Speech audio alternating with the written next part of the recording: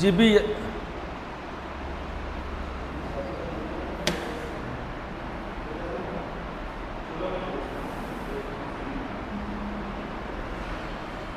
राम राम दोस्तों, मैं विजय भारद्वाज जीबी यथार्थ एकेडमी के ऑनलाइन प्लेटफॉर्म पर आप सबका हार्दिक स्वागत और अभिनंदन करता हूं। तो दोस्तों, आज हम स्टार्ट कर रहे हैं एक नया टॉपिक, उसका नाम है मनसबदारी व्यवस्था। नई क्या व्यवस्था क्या है? मनसबदारी व्यवस्था। आप लोग अच्छी तरह जानते हो कि ये जो टॉपिक लिया गया है, ये टॉपिक जो है ये मुग़ल काल से संबंधित है। किससे संबंधित है? मुग़ल काल से संबंधित है। मुग़ल काल से संबंधित है, मुग़ल साम्राज्य से संबंधित है। ढंग से समझना दोस्तों, ढंग से समझना कि मनसबदारी जो व्यवस्था है ये मुग़लों की एक सैन्य व्यवस्था है। कैसी व्यवस्था है? मुग़लों की एक सैन्य व्यवस्था मानी जाती है। मुग़लों की सैन्य व्यवस्था को ही क्या कहा जाता है? मनसबदारी व्यवस्था कहा जाता है। सोचने की बात यह है कि मनसब किसे कहते हैं। प्रश्न ये उठता है कि मनसब का मतलब क्या होता है। तो ढंग से समझना, मनसब जो है वो एक अरबी भाषा का शब्द है। कौन सी भाषा का शब्द है? अरबी भाषा का शब्द है। और अरबी भाषा में इस शब्द का अर्थ होता है पद। अरबी भाषा में इस शब्द का क्या अर्थ होता है? पद होता है। इसको बंद कर लो, इसको गेट को बंद कर दो। अरबी भाषा में इस शब्द का अर्थ होता है पद। ध्यान रखना, अकबर ने सबसे पहली बार अकबर के द्वारा, किसके द्वारा? अकबर के द्वारा, जो अपने जितने भी सैनिक अधिकारी थे, उन सैनिक अधिकारियों के द्वारा, जितने भी क्या थे? सैनिक अधिकारी थे, उन सभी सैनिक अधिकारियों को एक रैंक प्रदान कर दी। क्या प्रदान कर दी? रैंक क्या होता है? जिससे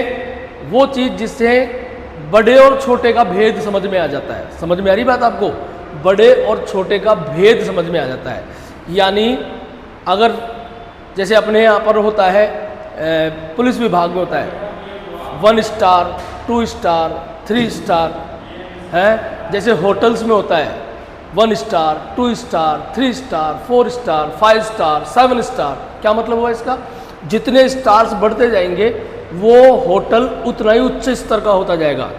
ठीक उसी प्रकार पुलिस विभाग के अंदर किसी अधिकारी के जितने ज़्यादा स्टार बढ़ते जाएंगे वो उतना ही ऊंचा अधिकारी होता जाएगा। तो ध्यान, इसीलिए अकबर ने क्या किया कि अपने जितने भी सैनिक अधिकारी थे उन सबको रैंक प्रदान कर दी।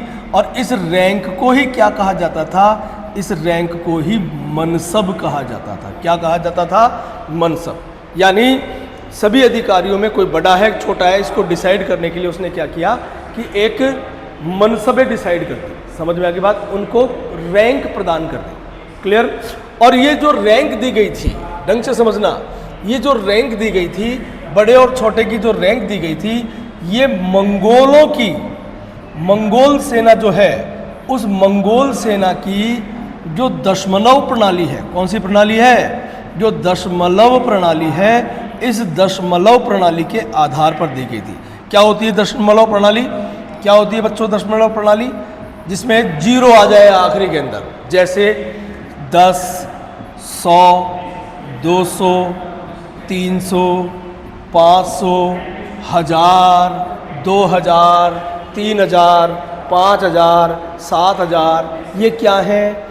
ये मंगोल सेना की जो दशमलव प्रणाली होती है, उस दशमलव प्रणाली पर आधारित है ये। ठीक है? तो इस तरीके से अकबर ने 1567 के अंदर, किसके अंदर? 1567 के अंदर अकबर ने अपने सभी सैनिक अधिकारियों को रैंक का मतलब है कि मनसबें प्रदान कर दी। क्या प्रदान कर दी? मनसबें प्रदान कर दी।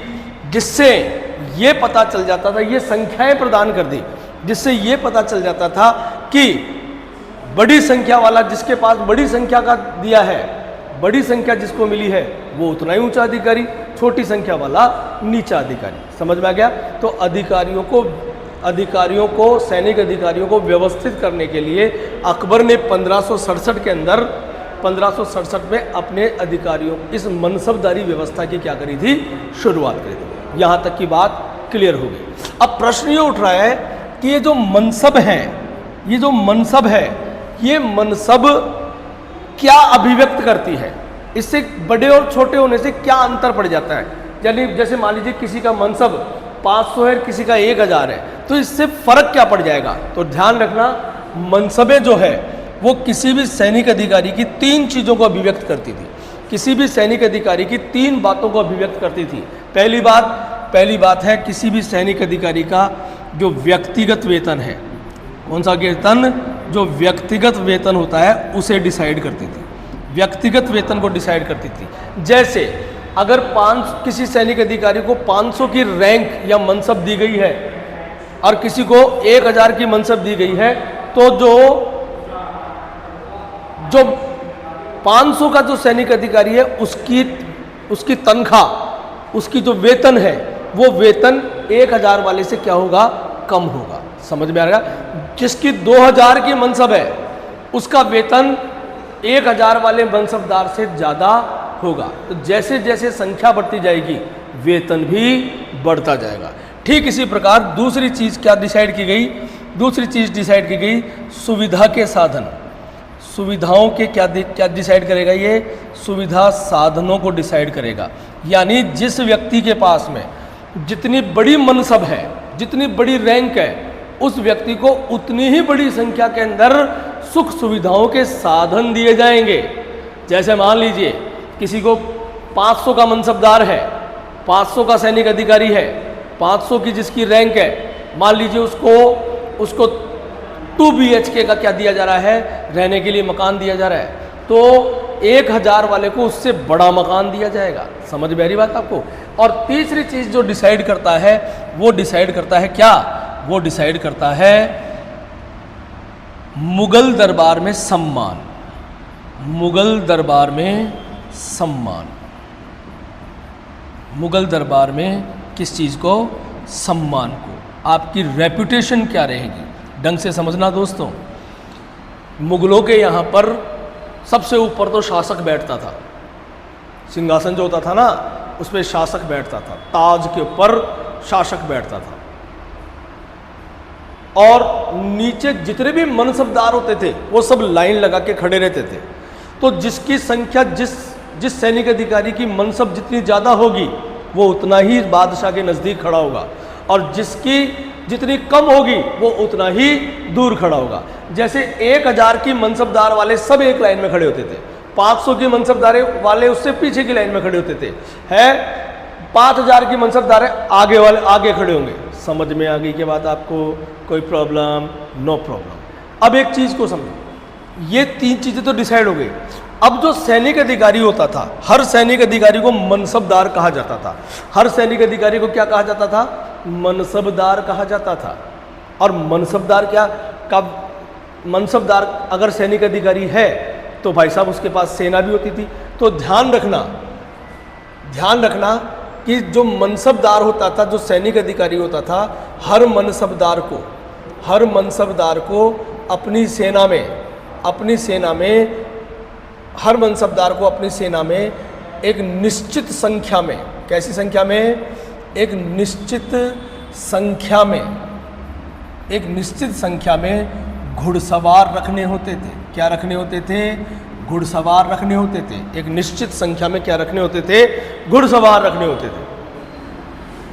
सब ये कौन निश्चित कौन करेगा, तो निश्चित खुद बादशाह करेगा, ज़रूरत के आधार पर। किसके आधार पर, ज़रूरत के आधार पर जो बादशाह होगा वो बादशाह क्या करेगा, वो बादशाह ज़रूरत के आधार पर बादशाह किसी भी मनसबदार को कितने घुड़सवार रखना है इसकी क्या दे देगा, अनुमति दे देगा। कितने घुड़सवार रखना है इसकी क्या मिल जाएगी, उसको अनुमति मिलेगी। और इससे कोई खास ज़्यादा फर्क नहीं पड़ेगा। मज़े की बात यह है कि उस घुड़सवार, जितने भी घुड़सवार हैं, उन घुड़सवारों का जो वेतन है वो वेतन सरकार की तरफ से अलग से दिया जाता है। वो जो वेतन है वो सरकार की तरफ से कैसे दिया जाता है बच्चों, अलग से दिया जाता है। समझ में आ गई क्या बात आपको, कोई प्रॉब्लम? No problem. से दिया जाता है बच्चों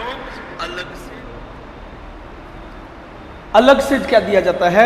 घुड़सवारों को अलग से वेतन दिया जाता है। जैसे मान लीजिए किसी कोई व्यक्ति है 1000 का मनसबदार है, 1000 का मनसबदार है, यानी उसकी रैंक 1000 है, तो फिर उसका व्यक्तिगत वेतन तो अलग से होगा।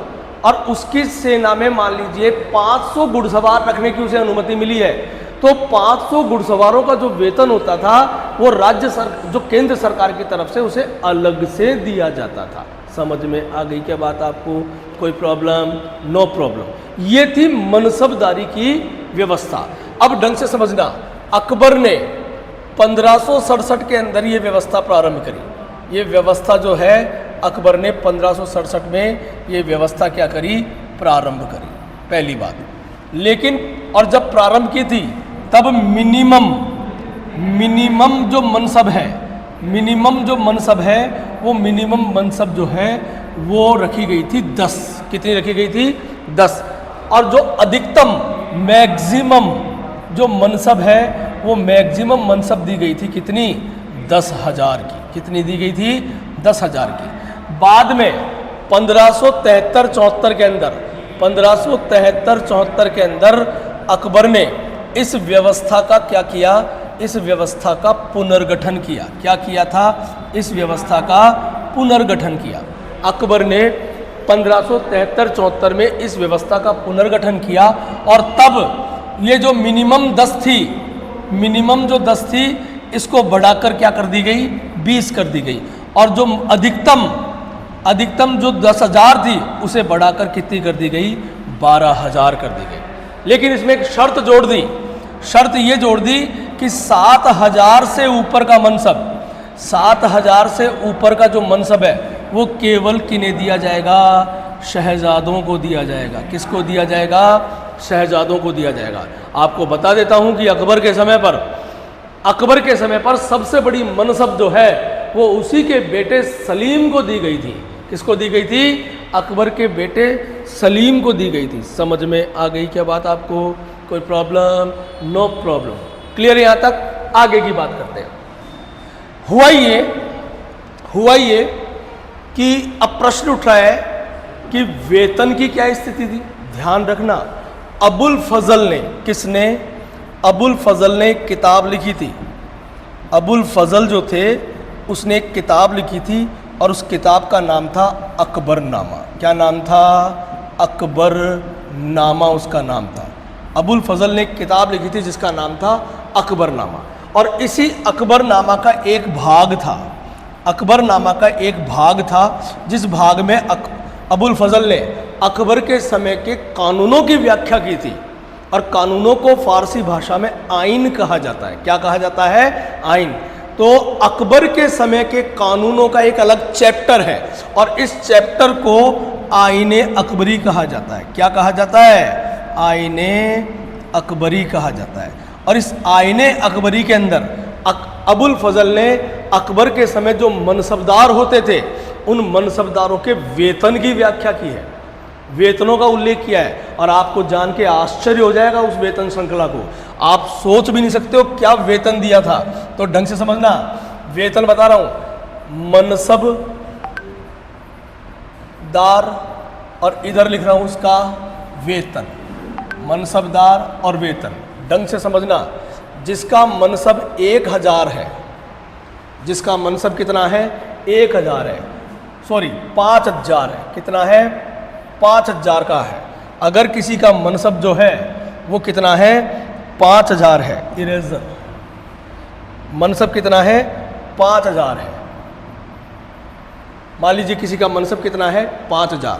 तो जितने भी 5000 के मनसबदार हैं उन्हें 30,000 रुपये, 30,000 रुपये प्रति माह दिए जाते थे। क्या होती थी?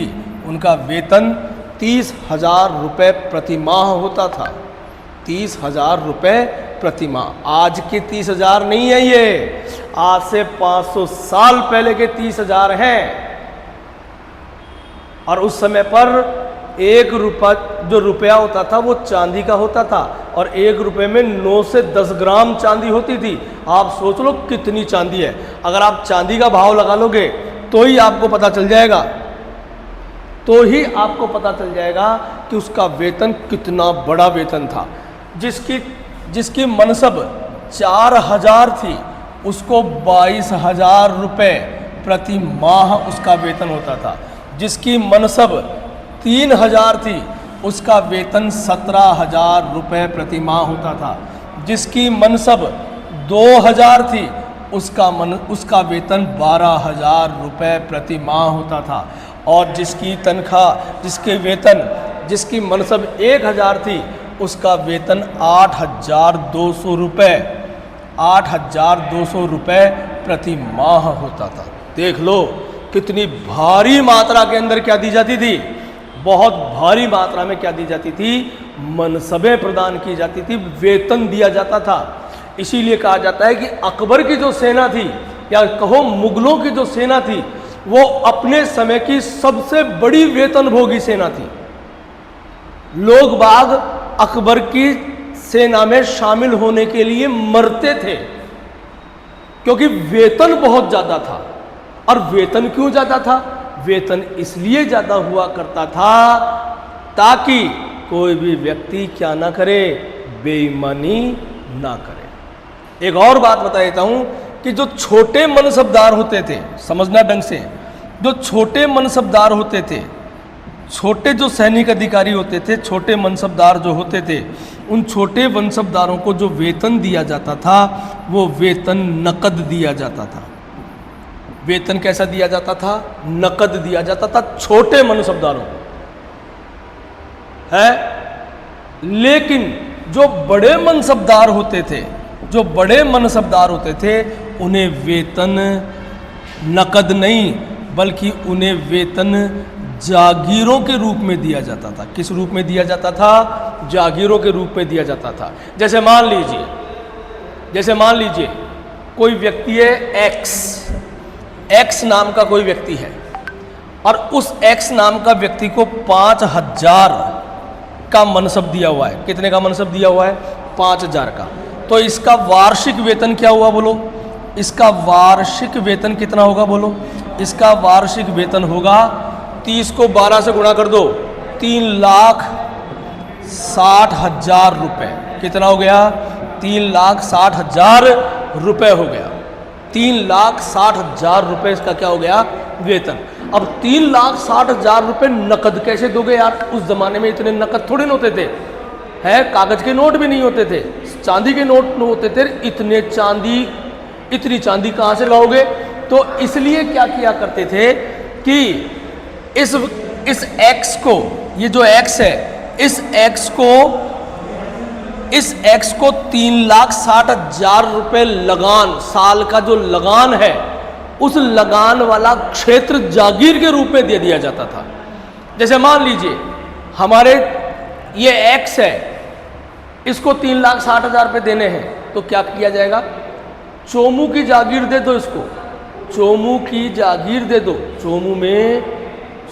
चोमू की जो जागीर है, चोमू का जो क्षेत्र है, इससे 4 लाख रुपए साल की आय होती है। तो इसको कहा जाएगा कि तू यहाँ जा और लगान इकट्ठा कर, 3,60,000 तो तेरे काट ले, और बचे हुए 40,000 तू मुगल खजाने में पहुँचा देना। समझ में आ गई क्या बात आपको? कोई प्रॉब्लम? No problem. तो ये इसका मतलब है कि हर बड़ा मनसबदार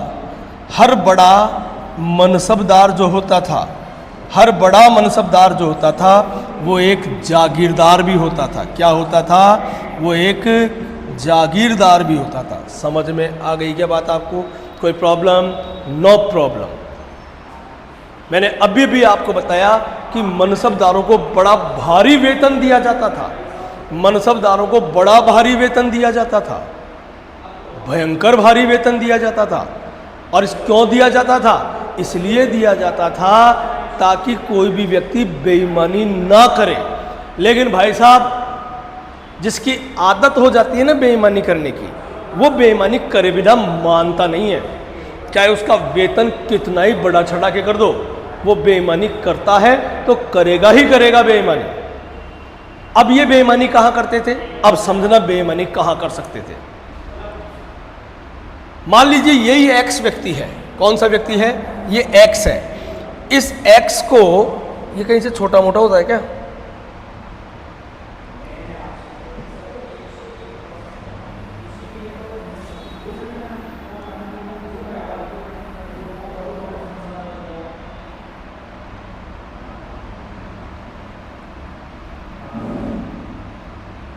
अच्छा, ऐसे होता है क्या ये?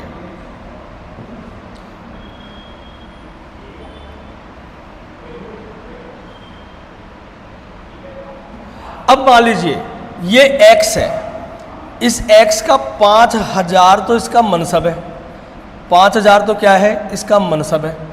और मान लीजिए इसको 2000 घुड़सवार रखने की क्या दी गई है? अनुमति दी गई है। कितने घुड़सवार? 2000 घुड़सवार रखने की क्या दी गई है? अनुमति दी गई है। अब ये क्या करेगा? इन 2000 घुड़सवारों का वेतन इसके व्यक्तिगत वेतन के अलावा मुगल सरकार की तरफ से अलग से दिया जाता था। तो ये क्या करता है? बेईमानी कहां कर रहे हो? बताओ तो। ये क्या करते थे? 2000 की जगह 1500 ही घुड़सवार रखे। कितने रखे? 1500 घुड़सवार रखे भाई साहब। 2000 की जगह कितने घुड़सवार रखे? 1500 घुड़सवार रखे। और 500 घुड़सवारों का वेतन अपनी जेब में रख लिया। कर दी ना बेईमानी। क्योंकि उसे पता है कि कोई जांच वांच करने नहीं आएगा, और अगर बाय द वे कोई जांच करने आ भी गया तो कोई खास फर्क नहीं पड़ेगा। क्यों? क्योंकि इन सवारों की संख्या, मैंने बताया था कि घुड़सवारों की संख्या आवश्यकता के आधार पर कम ज्यादा कर दी जाती थी। तो कोई निश्चित ही नहीं था कितने घुड़सवार हो। तो अकबर के पास एक जगह से शिकायत आई, दूसरी जगह से शिकायत आई, कई जगहों से शिकायत आ रही है कि साहब ये मनसबदार जितनी संख्या के अंदर इनको घुड़सवार रखने की अनुमति दी जाती है उतनी संख्या में ही घुड़सवार रखते ही नहीं है ये। तो इस समस्या का समाधान करने के लिए, ध्यान रखना, इस समस्या का समाधान करने के लिए 1595 में, कब? 1595 में अकबर ने एक बार फिर से अपने द्वारा बनाई गई मनसबदारी जो व्यवस्था थी, इस मनसबदारी व्यवस्था में क्या किया? संशोधन किया। अपने द्वारा की गई जो मनसबदारी व्यवस्था थी, इस मनसबदारी व्यवस्था के अंदर क्या कर दिया? संशोधन कर दिया। क्या संशोधन किया? मनसब को द्विपदीय बना दिया। क्या बना दिया? मनसब को क्या बना दिया? द्विपदीय बना दिया। दो चर, दो प्रकार की संख्याएं। पहले तो सिर्फ इतना सा कहा जाता था कि ये बंदा 5000 का मनसबदार है, बस इतना ही कहा जाता था। उसके घुड़सवारों की संख्या स्पष्ट रूप से मेंशन नहीं होती थी। इसी का वो क्या कर लेते थे? घुड़सवार जो मनसबदार है इसी का फायदा उठा लेते थे। ठीक है, तो अब इसने क्या कर दिया कि मनसबदारी व्यवस्था को द्विपदीय बना दिया। और वो दो पद कौन कौन से थे? एक था जात और एक था सवार। जात और सवार, दो पद दे दिए, जात और सवार। जात संख्या भी होती थी, दो प्रकार की संख्याएं बन गई, जात संख्या और सवार संख्या। हर मनसबदार का एक रजिस्टर खोल दिया, रजिस्टर बना दिया। क्या रजिस्टर बनाया? उसमें उस मनसबदार की दोनों चीजों को लिखा गया रजिस्टर में कि उसकी जात संख्या कितनी है और उसकी सवार संख्या कितनी है। दोनों को क्या कर दिया गया? बिल्कुल फिक्स कर दिया गया, रजिस्टर में लिख दिया साफ साफ, ताकि किसी भी प्रकार की कोई भी गफलत ना हो पाए। तो क्या किया? जैसे मान लीजिए कोई व्यक्ति है, वो जो एक्स व्यक्ति है जिसकी मैं बात कर रहा था, वो एक्स व्यक्ति जो जिसे पहले केवल 5000 का मनसबदारी कहा जाता था, 5000 ही मनसबदार कहा जाता था। अब 5000 ही कहने से काम नहीं चलेगा। अब 5000 को दो भागों में बांट दिया, जात और सवार। 5000 तो उसकी जात है, और उसे कह दिया कि जैसे मान लीजिए उसे कह दिया कि तेरे को 2000 की क्या है? 2000 तेरी सवार संख्या है। तो अब उसको क्या कहा जाएगा? अब उसके लिए कहा जाएगा, उसका रजिस्टर में लिखा हुआ है एक्स, 5000 जात और 2000 सवार का मनसबदार है। समझ में आ रही बात? 5000 तो जात और 2000 सवार का मनसबदार होगा। अब वो बंदा क्या नहीं करेगा? अब वो बंदा अपने घोड़ों में हेर फेर नहीं कर सकता है, फिक्स कर दिया। ठीक है, इसमें जो जात संख्या है, जानते हो ना जात किसे कहते हैं? वो अपने कभी कभी बोल देते हैं ना, कभी कभी बोल देते हैं कि दिखा दी ना तूने अपनी जात। यहां जात का मतलब जाति नहीं है, ध्यान रखना। यहां जात का मतलब ये वाली जात है। यहां जात का मतलब क्या है? ये वाली जात है। और इस जात से क्या डिसाइड होता है? उस मनसबदार का वेतन, उस मनसबदार का वेतन, उसके सुख सुविधाओं के साधन, सुविधाओं के साधन और मुगल दरबार में स्थिति, यानी मुगल दरबार में सम्मान।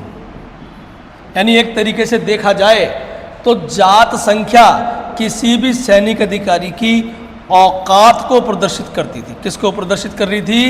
औकात को प्रदर्शित कर रही थी। जैसे मान लीजिए एक्स व्यक्ति है, उसकी जात 5000 है, और एक वाई व्यक्ति है, उसकी भी जात क्या है? 5000 ही है। इसका मतलब दोनों का व्यक्तिगत वेतन बराबर होगा, दोनों को दी जाने वाली सुविधाओं के साधन बराबर होंगे, और दोनों को दिया जाने वाला सम्मान भी कैसा होगा? बराबर होगा। समझ में आ गया? कोई प्रॉब्लम? अब यहां पर जो ये सवार संख्या है, ये इसके अधीन, इसकी सेना में अधीन घुड़सवारों की संख्या को प्रदर्शित करती है। घुड़सवारों की संख्या को प्रदर्शित कर रही है। जैसे मान लीजिए एक्स है, जिसको 5000 की जात है और 2000 का सवार है। 5000 का जात और 2000 का क्या है? सवार है। क्लियर? 5000 की जात और 2000 का सवार, इसका मतलब है कि उसका वेतन 5000 के मनसबदारों के बराबर है। ठीक है, और उसे 2000 घुड़सवार रखने की अनुमति है। इससे कम नहीं होने चाहिए, इससे ज्यादा नहीं होने चाहिए। फिक्स हो गए। अब एक वाई व्यक्ति है, उसकी भी जात तो 5000 है, लेकिन उसका सवार संख्या 3000 कर रखी है। वाई की सवार संख्या कितनी बता रखी है? 3000। तो इसका मतलब क्या हुआ? इसका मतलब है कि उस दोनों एक्स और वाई का व्यक्तिगत वेतन तो समान है, लेकिन दोनों की ताकत कैसी है? कम ज्यादा है। 2000 वाले की ताकत जो है वो 3000 वाले की ताकत से क्या होगी? कम होगी। उस 2000 और 3000 करने से, सवार की संख्या 2000 या 3000 करने से जो मनसबदार है उसकी खुद की रेपुटेशन में कोई फर्क नहीं पड़ रहा है, लेकिन बस एक चीज का अंतर है कि ताकत का अंतर है। क्या है? ताकत का अंतर। तो ध्यान रखना, ये क्या प्रदर्शित कर रहा है? ताकत प्रदर्शित कर रहा है। किसी भी मनसबदार की ताकत को प्रदर्शित करती है घुड़सवारों की संख्या। समझ में आ रही बात आपको? अब अकबर बड़ा इंटेलिजेंट आदमी था, अंगूठा छाप था होने में तो, लेकिन था बड़ा इंटेलिजेंट आदमी। अकबर ने एक बहुत ही स्पष्ट कानून बता दिया। अकबर जानता था इस बात को कि किसी भी व्यक्ति को उसकी औकात से ज्यादा ताकत नहीं मिलनी चाहिए। अगर किसी व्यक्ति को उसकी औकात से ज्यादा ताकत मिल गई तो वो व्यक्ति अहंकारी हो जाएगा, और अहंकारी नौकर कभी भी राज्य का भला नहीं कर सकता। इसीलिए अकबर ने स्पष्ट नियम बनाया था कि जात संख्या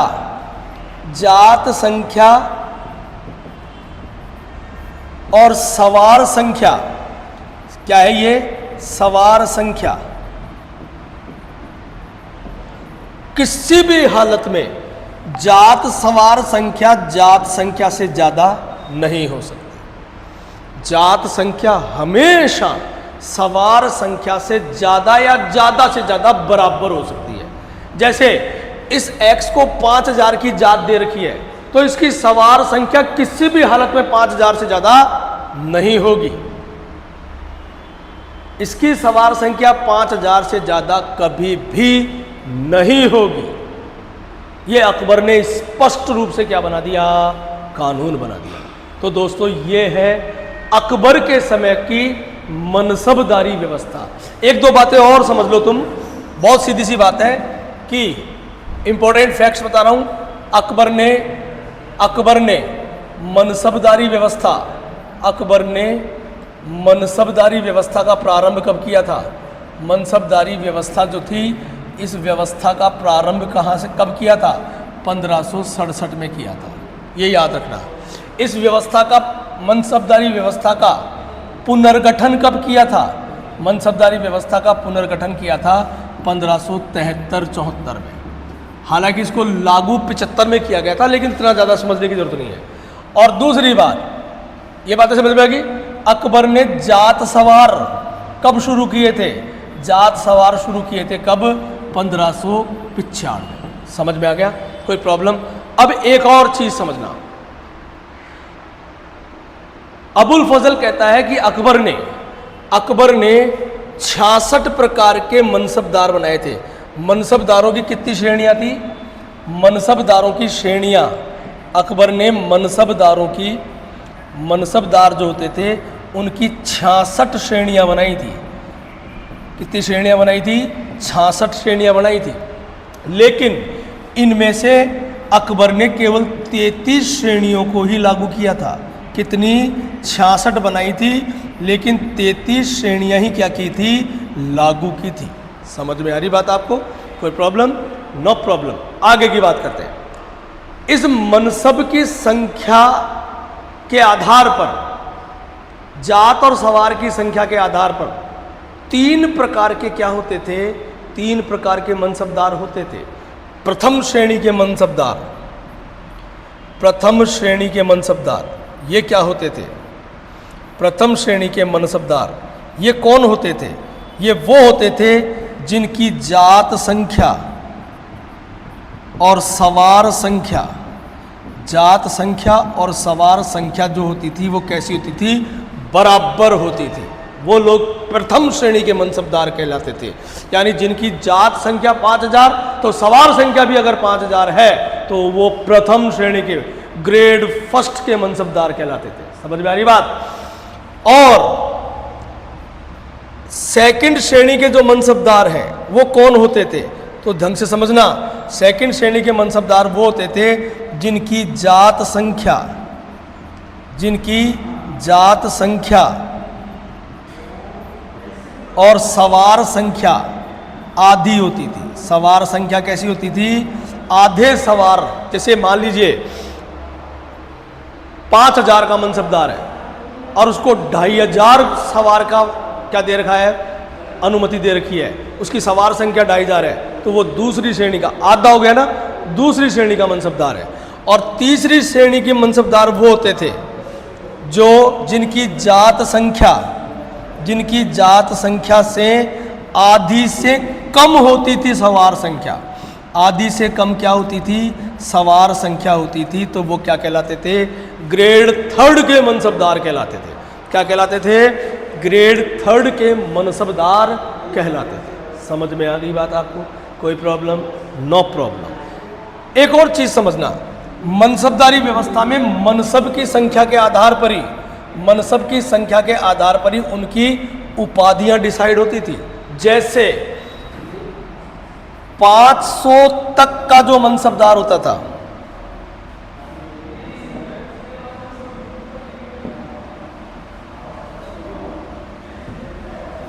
500 तक का जो मनसबदार होता था उसे केवल मनसबदार कहा जाता था। क्या कहा जाता था? केवल मनसबदार कहा जाता था। जिसकी मनसब संख्या 500 से 2500 के बीच में होती थी वो अमीर कहलाता था। क्या कहलाता था? अमीर कहलाता था।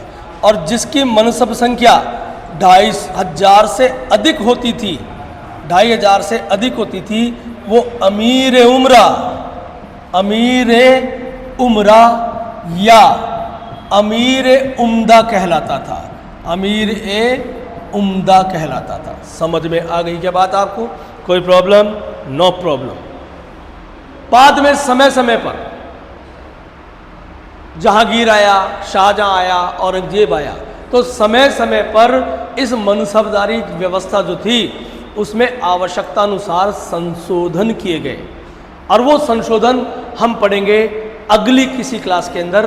तो आज की क्लास यही संपन्न होती है। अगली क्लास के अंदर हम फिर मिलेंगे, तब तक के लिए Ram Ram. Have a good day.